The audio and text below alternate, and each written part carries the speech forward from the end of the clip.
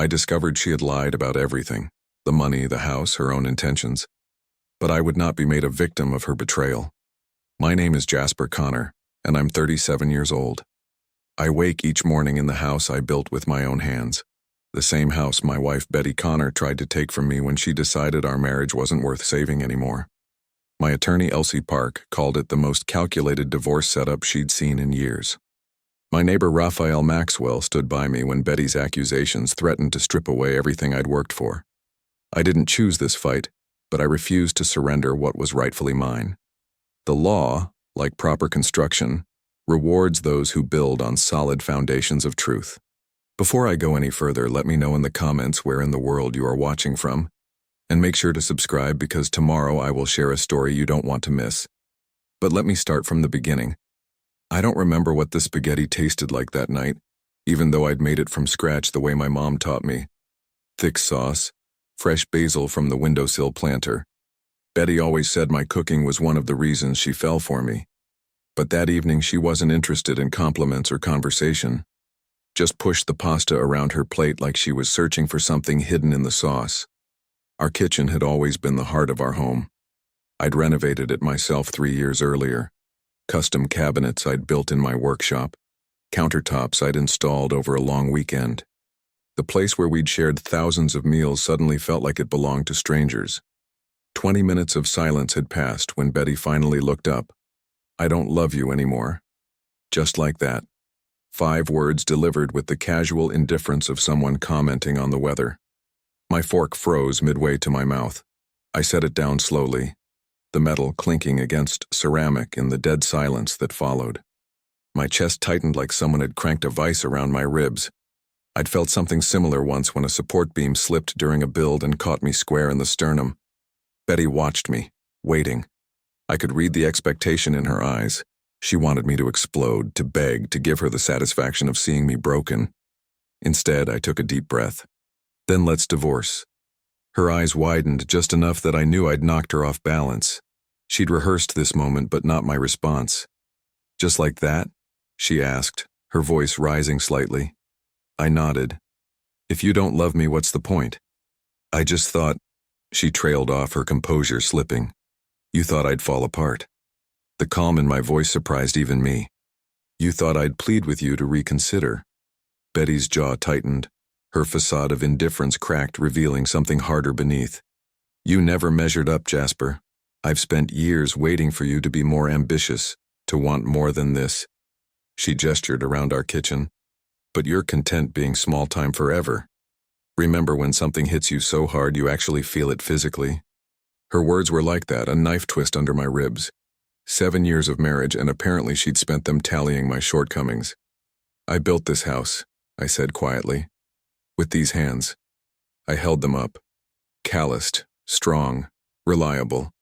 Every wall, every joint, every pipe. I've never lied to you about who I am or what I want. "And that's the problem." Betty's voice turned shrill. "You've never wanted enough. I'm tired of settling for this ordinary life while watching my friends move forward." I stood slowly, pushing back from the table. "So that's what our marriage has been to you? Settling? Don't act surprised." Betty rolled her eyes. "Deep down, you must have known." The funny thing about betrayal is how it clarifies things. In that moment, I saw with perfect clarity that the woman sitting across from me was a stranger wearing my wife's face. "If you're so unhappy, why wait until now to say anything?" I asked. Betty laughed, a sharp, brittle sound that had no warmth in it. "Because I'm ready now. The house is mine too, Jasper. Half the savings, half the furniture. You'll leave with nothing." The vice around my chest turned ice cold. This wasn't just the end of our marriage. This was calculated. You planned this. It wasn't a question. "I'm just being smart." Betty stood, gathering her plate. "My lawyer says I have every right to half of everything. Maybe more since you've been so inflexible." "Your lawyer?" The words felt distant, like someone else was speaking them. "You already have a lawyer? Did you think I'd just walk away with nothing?" She crossed to the sink, her back to me. "I've put up with your limited ambitions for years. I deserve compensation for that." I stared at her back. At the kitchen walls I'd framed myself. At the cabinets I'd sanded for hours until they were smooth as glass. My life's work dismissed as limited ambitions. "Get out," I said quietly. "Excuse me?" Betty turned, eyes narrowed. "Get out of this kitchen. The one I built. The one you apparently hate." She slammed her plate into the sink hard enough that I heard it crack. "You're making a mistake, Jasper. Don't think you can intimidate me." "I'm not intimidating you. I'm asking for space while I process the fact that my wife has been planning to gut me like a fish." Betty stormed past me, pausing at the doorway. "Call me when you're ready to be reasonable." The front door slammed hard enough to rattle the family photos on the wall, photos I suddenly realized would need to come down. I stood alone in my kitchen, surrounded by the evidence of my craftsmanship, feeling like the foundation beneath me had shifted. After a few minutes of staring at nothing, I reached for my phone and scrolled through contacts until I found the number of a lawyer a buddy had used last year, Elsie Park, family attorney. I hit dial as I looked at the clock, 9:17 p.m. Too late for a business call, but I left a message anyway, asking for the earliest possible consultation tomorrow morning. When I hung up, the house had never felt so hollow. I barely slept that night. The ceiling fans spun above our guest bedroom where I'd relocated, each rotation matching the circular thoughts in my head. By 5:30 a.m., I'd given up on sleep entirely and was showered, dressed, and drinking coffee when my phone buzzed. "Mr. Connor?" "Elsie Park. I got your message. Can you be at my office by 7? I arrived at 6:45, parking my truck outside a modest brick building downtown. The morning air had that crisp bite that usually energized me on job sites. Today, it just made everything feel too sharp, too real. Elsie's office was neat but lived in, with law books lining the walls and a desk that looked like it had weathered 1,000 storms. She was a Korean-American woman in her 40s, dressed in a navy suit that meant business, her dark hair pulled back in a practical style. "So," she said after we'd exchanged introductions, "tell me what happened." I laid it all out.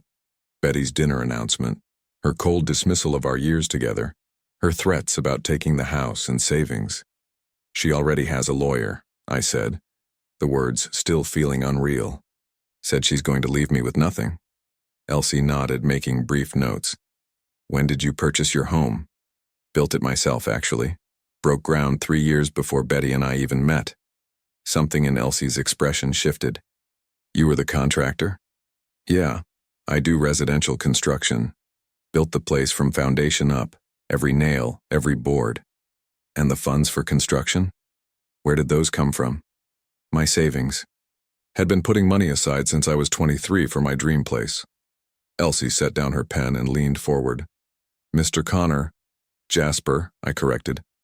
"Jasper, I need you to listen carefully. First thing today, you need to secure your financial accounts. If your wife has been planning this, there's a good chance she's preparing to move money." My stomach dropped. "You think she'd—" "I've seen it hundreds of times." Elsie's voice was steady, matter of fact. "Call your bank immediately after our meeting. Freeze joint accounts or at minimum set up alerts for any withdrawals over a certain amount." I nodded, jotting notes on the pad she'd provided. "Second, I need you to gather every document you have proving the house was built before marriage. Construction permits, loan documents, contractor agreements, receipts for materials. Anything showing this was your project before Betty entered the picture." "I keep pretty detailed records," I said. "Comes with the job." "Good. Bring me copies of everything. The more documentation, the better our position." She paused. "Do you have a prenuptial agreement?" I shook my head. "Never thought we'd need one." "Few do," she said with a small smile that held no humor. "One more thing, and this is important. Document every interaction with Betty from now on. If she makes threats or admissions about her intentions, write them down with date and time. Don't record conversations without her knowledge, that's illegal in this state, but keep thorough notes." By the time I left Elsie's office, I had a 3-page checklist and a sense of direction that had been missing since Betty's announcement. I headed straight to the bank where I spent an hour with a manager setting up protections on our joint accounts and transferring my business funds to a separate account Betty couldn't access. That afternoon, I pulled boxes from the attic and spread everything across my workbench in the garage. I'd built this bench when we first moved in. A solid maple top with dovetail joints that Betty had called overkill. Now I ran my hand over its smooth surface, grateful for my own thoroughness. The documentation was all there. Permits dated 5 years ago, receipts for lumber and concrete, payouts to subcontractors for plumbing and electrical work. I even found my renovation logs, detailed notebooks where I'd tracked every aspect of the build, complete with dates and material costs. Everything predated Betty by years. I was organizing it all into folders when I heard her car in the driveway. Taking a deep breath, I continued sorting as the kitchen door opened and closed. Betty appeared in the garage doorway, leaning against the frame with practiced casualness. "Planning a project?" she asked, eyeing the papers. "Just organizing," I replied, keeping my voice even. "I spoke with Harold today," she said, examining her nails. "Harold Kent, my attorney." I nodded, continuing to sort papers. "I figured you would. He thinks we can wrap this up quickly if you're reasonable." She stepped into the garage, glancing at the folders with narrowed eyes. "What's all this?" "Documentation," I said simply. "I've spoken to Elsie. I'm prepared." Betty laughed, but I caught the flicker of uncertainty in her eyes. "Prepared for what? To lose half of everything?" She gestured around. "This is marital property, Jasper." I held up one of the construction permits. "This house was built and paid for before we met. I have every receipt, every permit, every tax filing to prove it." Her expression hardened. "Harold says that doesn't matter. I've contributed to its upkeep for years. We'll see what the court says." I tucked the permit back into its folder. "The court," Betty repeated, her voice taking on an edge. "Harold thinks we can make a case that you're unstable, too attached to this place, obsessive about your work." I looked up at her then, really looked at her. The woman I'd once loved was standing there plotting my destruction like it was a business transaction. "Is that really how you want to play this?" I asked quietly. "I'm just being practical." She turned to leave. "I'll be staying with Megan for a few days. You should use the time to think about being reasonable." I watched her walk back into the house and up the stairs. Through the ceiling, I could hear her footsteps as she packed a bag. The sound of each step felt like a countdown to something I couldn't stop. Betty wasn't looking for resolution. She was preparing for war. A week crawled by in suffocating silence. Betty stayed at her friend Megan's place while I moved through our house like a ghost, following Elsie's instructions to the letter. Each morning I'd wake before sunrise, brew coffee in the kitchen we'd once shared, and review my growing checklist before heading to work. I froze our larger joint accounts, leaving only enough in the shared checking to cover outstanding bills. My business deposits, money I'd earned framing houses and finishing basements, now flowed into a separate account Betty couldn't touch. I documented every transfer, every financial move, meticulously labeling each folder with dates and account numbers. During the day, I threw myself into work. There was something comforting about the rhythm of construction. Measuring twice, cutting once, the clean certainty of level lines and square corners. No gray areas, no shifting truths, just solid materials that behaved exactly as they should when treated right. But evenings were different. I'd spread paperwork across the dining room table, poring over old invoices and tax forms, building a financial timeline that proved what I'd brought into the marriage versus what we'd acquired together. Sometimes I'd look up and catch myself listening for Betty's footsteps, only to remember she wasn't coming home. Remember the smell of sawdust in your dad's workshop? That's what these evenings reminded me of. Hunched over plans, figuring out the best way to build something that would last. Except this time I was building a defense. By day 4, Betty returned to grab more clothes. She stood in the doorway of the dining room, eyeing the organized stacks of papers. "You're really going through with this," she said, not quite a question. I nodded without looking up. "Just like you wanted. I wanted a divorce, not whatever this is." She gestured at the paperwork. "You wanted the house and the savings," I corrected her. "I'm just making sure that doesn't happen." She left without responding, but I could feel her frustration building like pressure behind a dam. Betty had always expected me to cave under pressure, to give in rather than fight. My steady resolve was throwing her off balance. On the sixth night, she came back for dinner. To talk things through, she claimed. I made spaghetti, same as the night she'd dropped her bomb. We ate in strained silence until she finally spoke. Harold thinks we should try mediation. It would be cheaper for everyone. I twirled pasta around my fork. Elsie suggested the same thing. So you're open to it? Something like hope flickered across her face. I'm open to fair, I clarified. You keep what you brought in, I keep what I brought in. We split what we built together. Her expression hardened.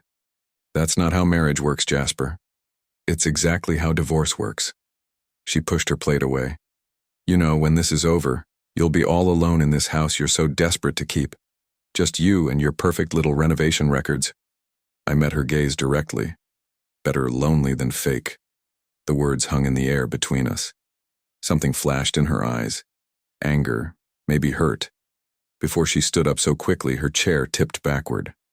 Without another word, she grabbed her purse and stormed out, slamming the door hard enough to rattle the windows. The next morning, I met Elsie at her office to review our progress.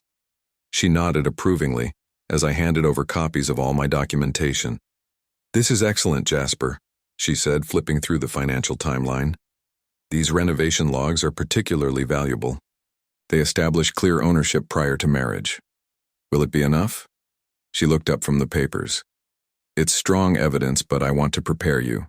Harold Kent has a reputation for aggressive tactics. If Betty's serious about getting the house, he'll pull out all the stops. Like what? Restraining orders, claims of emotional abuse, allegations that you're financially controlling. She tapped her pen against the desk.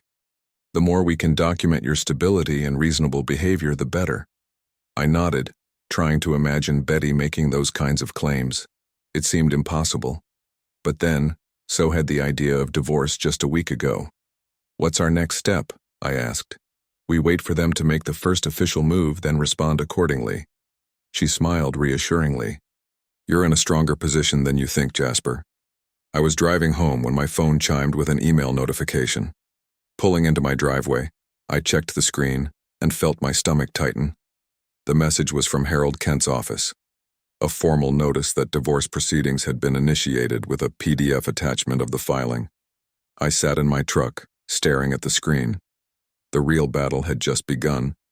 The community center's mediation room was beige and soulless, with a rectangular table that separated us like a demilitarized zone. Betty sat across from me, her posture perfect, wearing a blue blouse I'd never seen before.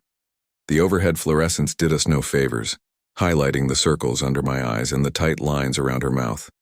Elsie sat beside me, neat stacks of documents arranged before her. Harold Kent perched next to Betty like a vulture in an expensive suit. He had slicked back hair and a smile that never reached his eyes. Let's begin by outlining Mrs. Connor's reasonable expectations, Harold said, his voice smooth as oil. My client is entitled to 50% of the marital home, regardless of when it was purchased, as it served as the couple's primary residence throughout their marriage. Additionally, we're seeking ongoing support in the form of 30% of Mr. Connor's contracting business income for a period of 5 years. I felt my jaw tighten, but kept my expression neutral. Betty wouldn't meet my eyes. Mr. Connor's position is straightforward, Elsie replied, her tone professional but firm. The house was purchased and fully renovated before the marriage. Mrs. Connor made no financial contributions to its acquisition or improvement. As for the business, it predates the marriage by 7 years, and Mrs. Connor has never been involved in its operation. The mediator, a gray-haired woman named Patricia, nodded. Mrs. Connor, what specific contributions did you make to the property? Betty straightened. I selected the curtains in the living room. I painted the guest bedroom. I maintained the home while Jasper worked. And financial contributions? Patricia pressed. I paid for groceries sometimes, Betty said, her voice faltering slightly. Elsie slid a folder across the table. These are the original purchase documents for the home, dated 3 years before Mr. and Mrs. Connor married. And these, she placed another stack down, are the renovation logs, with dated receipts, showing Mr. Connor personally renovated the entire structure before marriage. Patricia reviewed the documents carefully while Harold whispered something to Betty. The law recognizes that a home can become marital property through joint use, Harold argued. My client deserves compensation for her years invested in this relationship. The law also recognizes premarital assets, Elsie countered. And Mr. Connor has been more than fair in his offer. I leaned forward, finding my voice. I built that house with these hands. I held them up briefly. Every wall, every floor. I was already living there when we met, Betty. You know that. Betty's eyes flashed. And I made it a home. With curtains? I asked quietly. Harold jumped in. The emotional labor of maintaining a household has value, Mr. Connor. I agree, I said. But it doesn't entitle her to my life's work. The mediation dragged on for 3 more hours. Patricia looked increasingly sympathetic to my position as more documents emerged. My tax returns, business registrations, home insurance policies dating back to before I'd ever met Betty. Around noon, Betty and Harold stepped out for a private conversation. When they returned, Harold's smile had thinned considerably. My client is willing to accept a modified arrangement, he announced. Mrs. Connor will retain her vehicle and personal savings account. Mr. Connor keeps the house and business with a one-time settlement of $10,000. I looked at Elsie, who gave a slight nod. I can agree to those terms, I said. We spent another hour hammering out details, then signed the preliminary agreement. It wasn't final. The courts would still need to approve it, but it was a framework we could all live with. As we stood to leave, Betty paused beside me. I hope you're happy, she said quietly. I'm not happy, I answered honestly. But I'm relieved we could be reasonable. She walked away without another word. That evening, I cooked a simple dinner of grilled chicken and vegetables. For the first time in weeks, my shoulders weren't knotted with tension. I ate at the kitchen counter, flipping through a carpentry magazine I'd been too distracted to read. The house felt quieter than usual, but not unbearable. I remember thinking, as I washed my plate, that maybe we'd turn out to be those rare couples who divorce without scorching the earth. The storm had been fierce but brief. Now came the rebuild. I was stacking the dish in the drying rack when the doorbell rang. Strange for 7:30 on a weeknight. I dried my hands and headed for the front door. A young guy in a delivery uniform stood on my porch. Jasper Connor? That's me. Legal delivery. He thrust a clipboard at me. Sign here. My stomach clenched as I scribbled my signature. He handed me a thick envelope with the county courthouse seal in the corner. I closed the door and tore it open, pulling out a stack of official-looking paperwork. The bold text at the top of the first page hit me like a physical blow. Temporary restraining order and notice of hearing. The fragile peace I'd been feeling shattered as I scanned the allegations. Emotional instability. Threatening behavior. Unsafe for petitioner to occupy shared residence. The documents were dated earlier that day, filed while we'd been in mediation, shaking hands over our agreement. I had barely processed the restraining order when 2 sharp knocks hit my front door. The sound echoed through the house like hammer blows. When I opened the door, 2 uniformed officers stood on my porch. The older one, a heavy-set man with salt and pepper hair, held up a document I recognized immediately. Jasper Connor? He asked, tone official but not unkind. That's me. My voice sounded distant, like it belonged to someone else. Sir, we're here to enforce a temporary restraining order filed on behalf of Betty Connor. You'll need to gather some essential belongings and vacate the premises immediately. The words hit like cold water. Just hours ago, we'd shaken hands across a mediation table. Now I was being removed from my own home, the home I'd built with my own 2 hands. Can I see the order? I asked, fighting to keep my voice steady. The officer handed me the paperwork.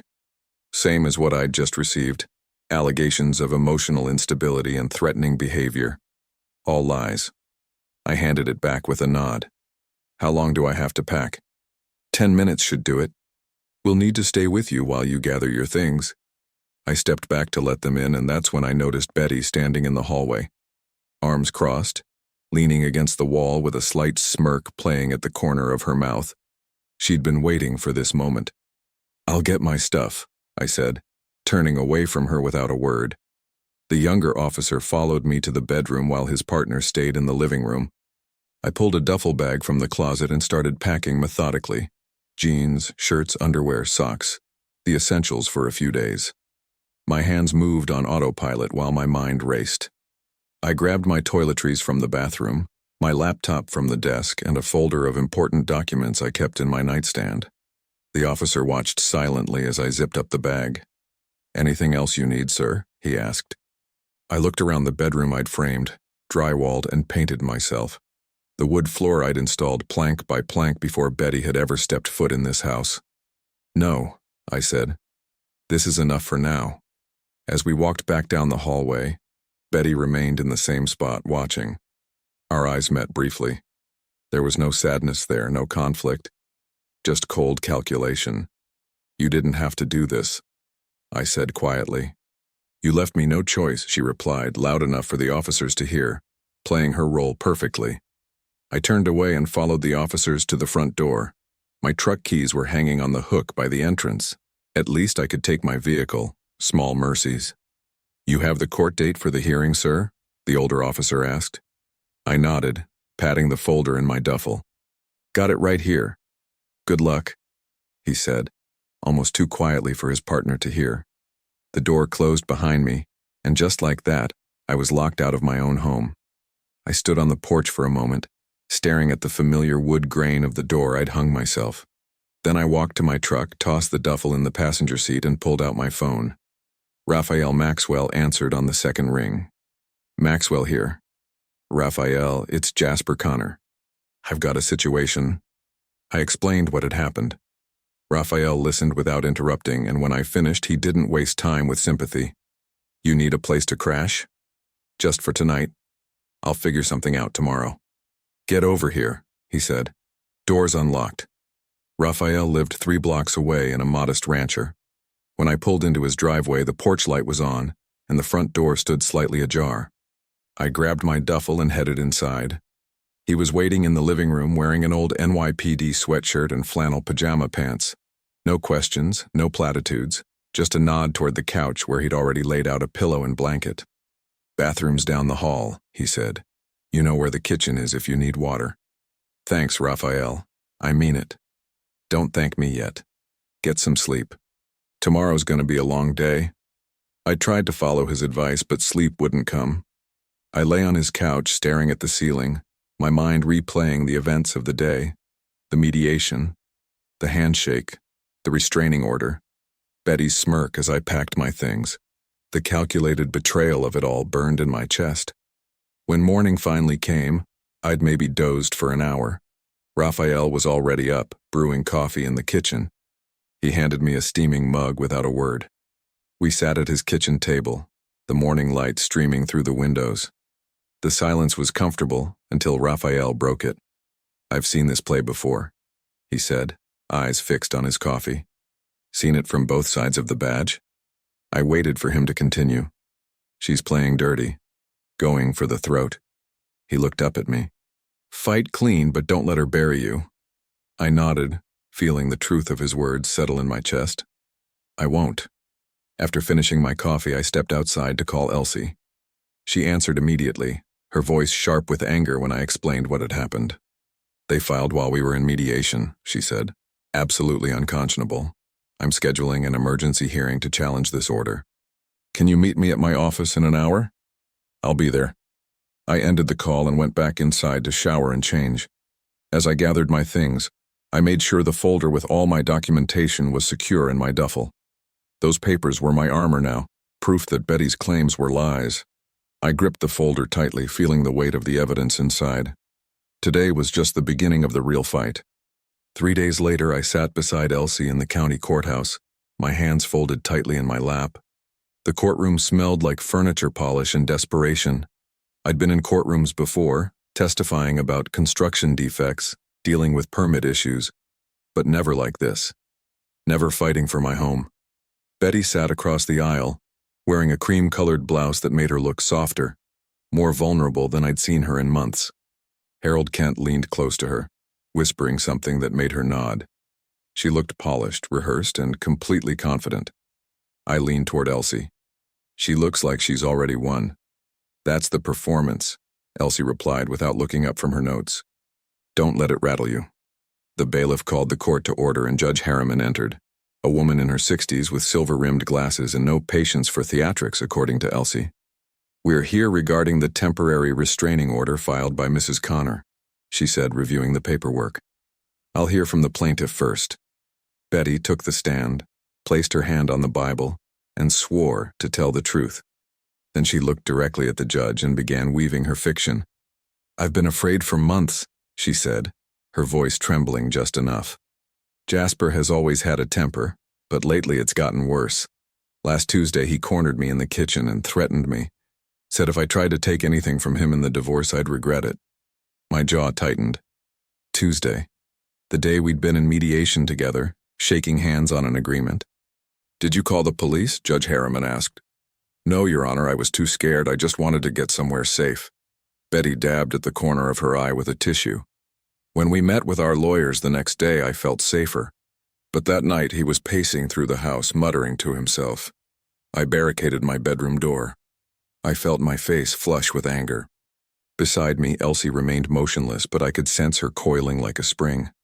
Harold Kent guided Betty through more allegations, moments when I'd supposedly lost my temper, times I'd slammed doors or raised my voice.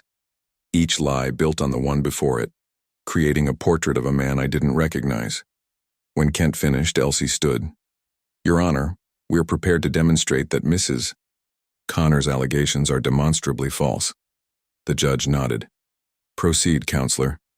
Elsie approached Betty with measured steps. "Mrs. Connor, you stated that last Tuesday, your husband threatened you in the kitchen. What time was this?" "Around 6 in the evening," Betty answered confidently. "And you're certain of this time?" "Absolutely. I remember looking at the clock." Elsie nodded, then turned to me. I handed her the folder we'd prepared. She extracted a receipt and presented it to the court. "Your Honor, this is a time-stamped receipt from Hartford Hardware, showing Mr. Connor purchased renovation supplies at 5:47 p.m. last Tuesday, followed by another receipt from the same store at 6:32 p.m. The store is 15 miles from their residence." Betty's expression flickered. Harold Kent straightened in his chair.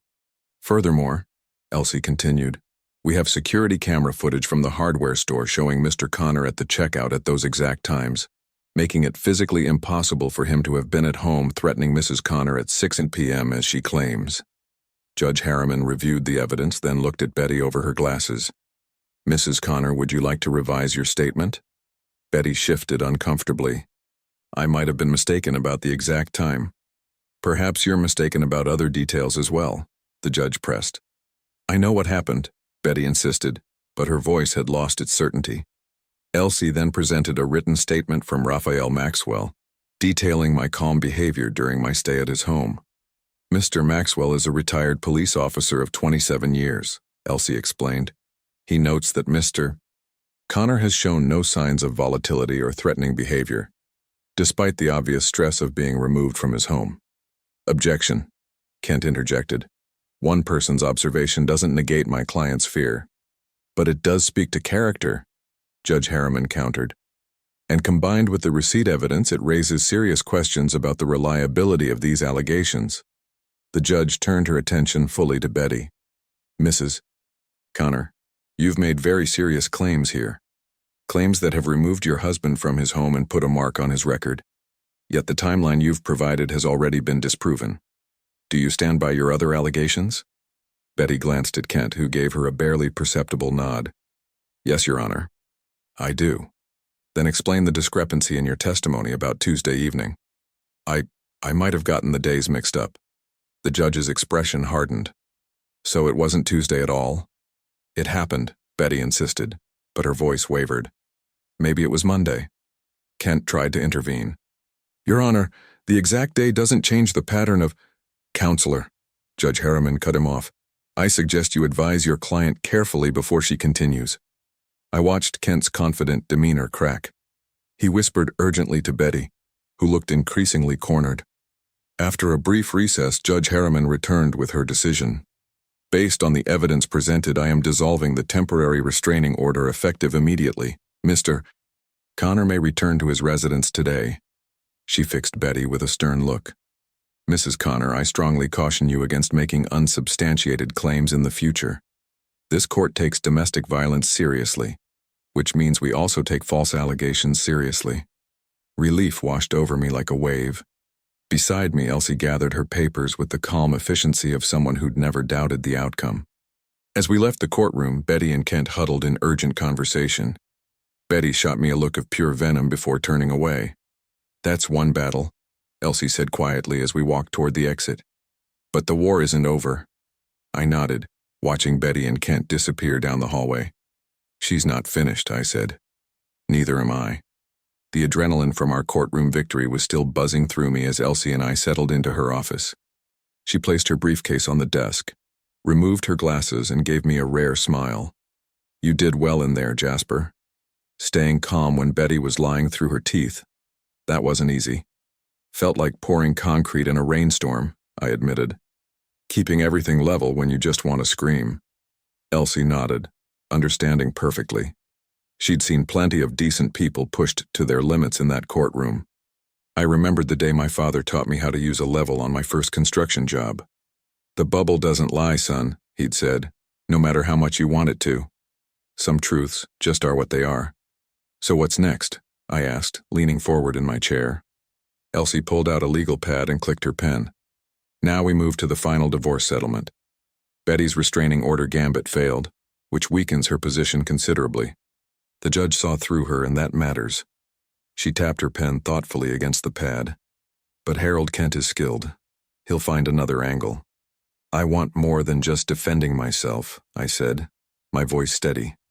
"I want the court to see exactly who contributed what to this marriage." "How do you mean?"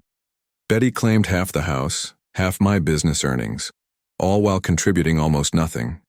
The frustration I'd been bottling up came through. I built that house before we were married. I put every cent from my contracting jobs into savings while she spent freely. I want that documented." Elsie's eyes narrowed with interest. "That's actually a solid strategy. Most clients just want to get through the process, but establishing clear contribution patterns could dramatically impact the settlement." "What do I need?" "Everything," she said. "Client testimonials proving your work history. Business income logs. Tax returns showing your earnings versus hers. Renovation receipts with dates. Bank statements showing who deposited what." She wrote rapidly as she spoke. "And most importantly, proof of how much you contributed to joint assets before the marriage." I nodded, already mentally cataloging where I'd find each document. "I can get all of that." "Good. And Jasper?" She fixed me with a serious look. "We should also investigate whether Betty has been moving money. The timing of her 'I don't love you' speech suggests planning. That possibility hadn't even occurred to me." "You think she was preparing financially before telling me?" "It's common. We should subpoena her banking records from the past 6 months." The thought of Betty systematically planning my financial destruction while sleeping beside me made my stomach turn. I remembered her absently scrolling on her phone at night, how she'd close apps when I walked into the room. Had she been moving our money even then? "Do it," I said. "Whatever it takes." 2 days later, I was sitting at Raphael's kitchen table surrounded by file folders. I'd moved back into my house, but spent evenings with Raphael going through paperwork. His methodical police mind was exactly what I needed. "Look at this," I said, pointing to a bank statement. 3 years before we married, I put down $60,000 on the house, money from my first big commercial contract. Raphael nodded appreciatively. "That's clean money, premarital. She can't touch that." And here, I pulled out another folder. Every major renovation was done before she moved in. New roof, kitchen remodel, hardwood floors. I did the labor myself and paid for all materials. "Document it all," Raphael said, sliding his coffee mug between his hands. "No detail too small." I'd been sleeping better since the restraining order was lifted, but the rage still came in waves. Raphael seemed to sense when it hit me. "You're handling this right," he said, his voice gruff with approval. "Fighting with facts, not fists." I looked up from the paperwork. "Sometimes I just want to—" "I know," he cut me off. "But that's what she wants. Don't give her the satisfaction." The financial subpoenas came back a week later. Elsie called me immediately. "Come to the office. You need to see this." When I arrived, she had bank statements spread across her desk. She pointed to highlighted transactions. These are transfers from your joint savings to a private account in Betty's name. Her finger moved down the page. Starting 8 months ago. Small amounts at first, then larger ones as she got bolder. I stared at the evidence. 8 months. While I was still bringing her coffee in bed, she was draining our accounts. Almost $40,000, Elsie continued. Money she moved without your knowledge or consent. She was planning her exit, I said quietly. And planning to leave you financially vulnerable, Elsie confirmed. This isn't just about divorce, Jasper. This is premeditated financial sabotage. She gathered the statements into a neat pile, her expression shifting from concern to determination. We're filing these with the court tomorrow. Between the false restraining order and this, she tapped the papers, we've established a pattern of deliberate deception. I looked at the evidence of Betty's betrayal, all laid out in black and white. The woman I'd built a life with had been dismantling it piece by piece, all while smiling to my face. Elsie's eyes met mine across the desk, and I saw something I hadn't seen before, the faintest smile of a hunter who's spotted her prey. We have her cornered, she said. The courthouse felt different this time. Maybe it was because I'd been here before, or maybe it was knowing that today would finally end this nightmare.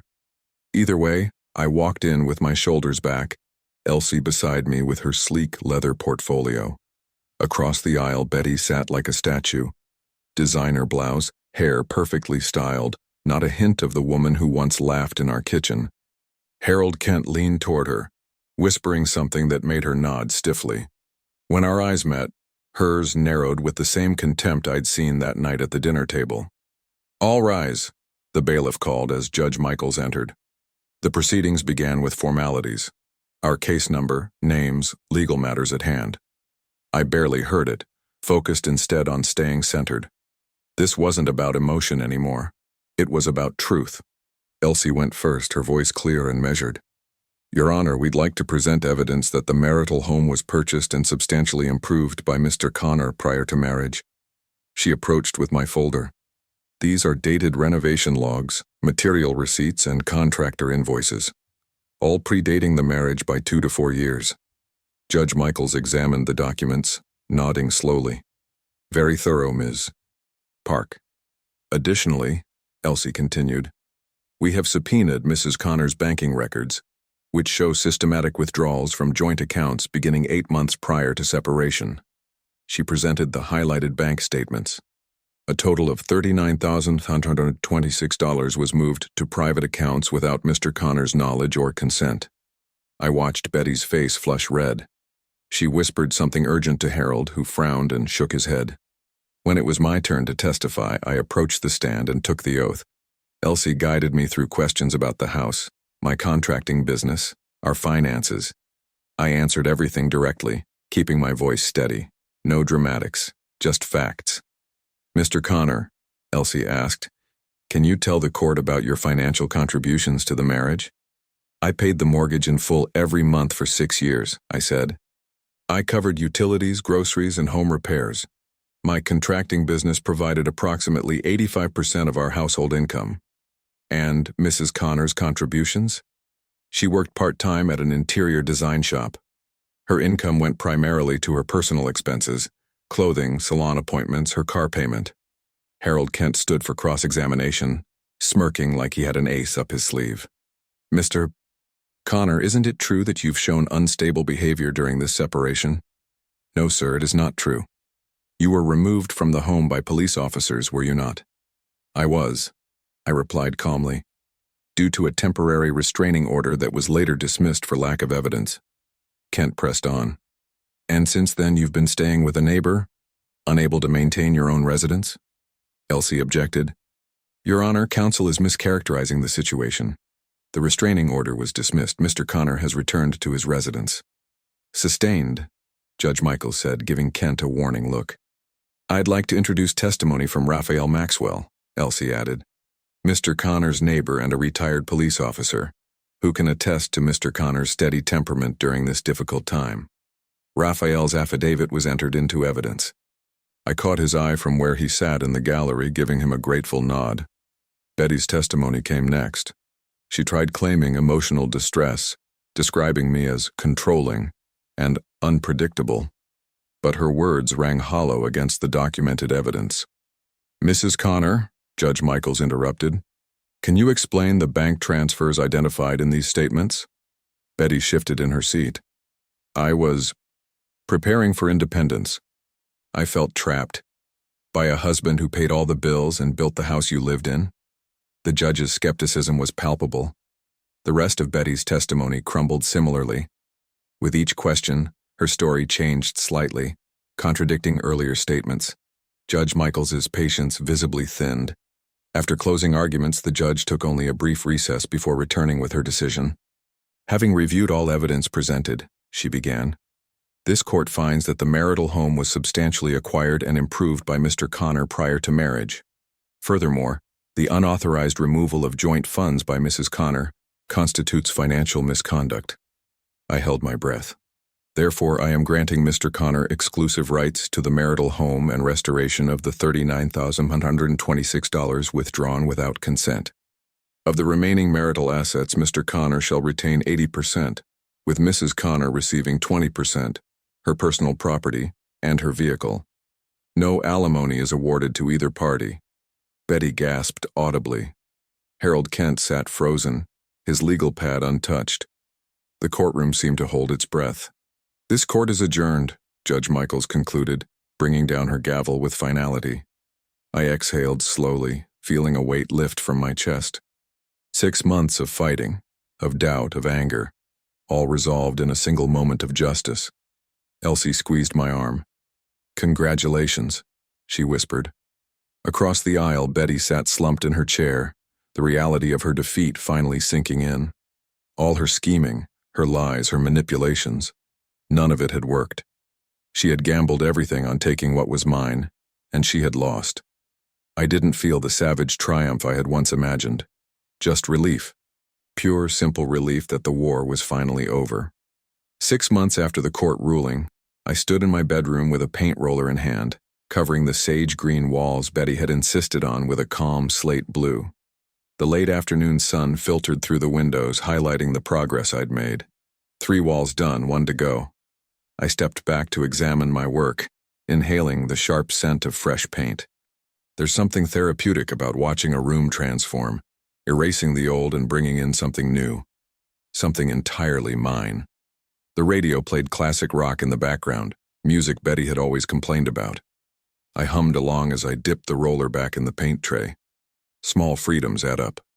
That morning, I'd finally torn down the heavy damask curtains Betty had chosen despite my protests. They'd been collecting dust for half a year while I focused on rebuilding my life. Now they sat in a donation box by the front door, and in their place hung simple wooden blinds that let in exactly the right amount of light.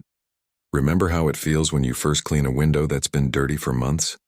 That sudden clarity, that brightness you'd forgotten was possible? That's what my whole house felt like now. "What do you think, Onyx?" I asked, glancing down at the shepherd mix sprawled across my bedroom floor. He thumped his tail in response, seemingly unbothered by the paint fumes. Onyx was a recent addition, a 3-year-old rescue with sad eyes and unlimited patience. We'd found each other at the county shelter 2 months back. He needed a home. I needed company that didn't talk back or plot against me. Perfect match. The shelter volunteer had warned me he was nervous around men, probably from his previous home. But Onyx and I understood each other from the start. Some creatures recognize when they're finally safe. I finished the last wall as the sun began to set, then stepped back to admire the completed room. The blue looked even better than I'd imagined, calming but not cold. I'd sleep well here tonight. "Dinner time," I told Onyx, who immediately perked up at the word. He followed me downstairs to the kitchen, nails clicking against the hardwood floors. My evenings had fallen into a comfortable routine. Simple dinners, maybe a book or some woodworking in the garage. Sometimes Raphael came over to watch a game, bringing beer and his no-nonsense conversation. It wasn't exciting, but it was honest. And after a marriage that ended in lies, honesty felt like luxury. Raphael had mentioned running into Betty at the grocery store last week. She'd moved into a rental apartment across town, one of those beige complexes with paper-thin walls and minimal charm, the kind of place she'd always looked down on. He said she'd looked tired, her designer clothes replaced with something more practical. I didn't feel the vindictive pleasure I might have expected, just a distant sadness for what could have been if she'd chosen partnership over manipulation. While Onyx ate his dinner, I checked my email and found a message from Elsie. The last of Betty's paperwork had been processed. The divorce was officially complete in every administrative sense. I closed my laptop and exhaled. Later that night, Onyx and I sat on the back porch. The evening air carried the scent of my neighbor's grilling and freshly cut grass. Onyx dozed at my feet while I nursed a cold beer, watching fireflies appear in the gathering dusk. You know, if you've ever been betrayed, you understand that the healing isn't in revenge. It's in rebuilding. It's in the quiet moments when you realize you're breathing easily again. I didn't scream when Betty tried to take everything. I didn't beg when she lied in court. I built my case like I build houses, solid, level, impossible to shake. I protected what was mine through preparation and patience. Looking back now, I realize Betty never understood me. She saw my calm as weakness, my steadiness as lack of ambition. She never grasped that the same qualities that made me a good contractor made me a formidable opponent. I measure twice and cut once. I check my foundations. I don't rush structural work. The sun disappeared below the horizon, leaving streaks of orange and purple across the sky. Onyx stirred at my feet, looking up at me with trusting eyes. I reached down to scratch behind his ears. Betty lost the fight she picked. I kept my peace, my home, and my dignity. That, in the end, is justice. I believe stories such as this find us for a reason. If this one touches you, please subscribe. I share a new one every day. In the meantime, there are 2 stories on the screen that are even better.